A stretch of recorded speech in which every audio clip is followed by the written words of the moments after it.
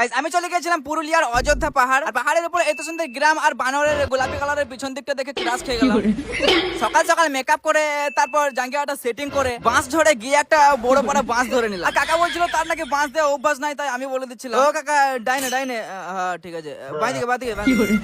তো এরকমই 2.5 ঘন্টা জার্নি করে পৌঁছে গেলাম এই যে এই বন্ধুটার কাছে। হ্যাঁ, এরপর থেকে আমরা বাকি রাস্তাটা পুরোটাই বাইকে করে যাবো। তাই আর কি একটা দোকান থেকে হালকা করে চা বিস্কুট মুড়ি খেয়ে নিলাম। তারপর জোরতে বসতে আমার একটা হেলমেট পরিয়ে দিল, আর হেলমেটটা আমার থেকে বয়স অনেকটাই বড়, শুধু খুলে পালাচ্ছিল। তো কষ্টে মষ্টে 5 ঘন্টা জার্নি করার পর ঘুরে ঘুরে পাহাড়ের উপরে উঠে গেলাম। আমি জানতাম না যে পাহাড়ের এতটা উঁচুতে এরকম গ্রাম আছে, বাট জানার পরে আমি ডিসিশন নিয়েছি যাই হোক করে এই গ্রামে বিয়েটা করতে হবে। হয়তো এইদিকে ওইদিকে তাকিয়ে তো যাচ্ছিলাম, বাট আমার বয়সের একটাও মেয়ে দেখতে পেলাম না, সবই আমার নানির বয়স।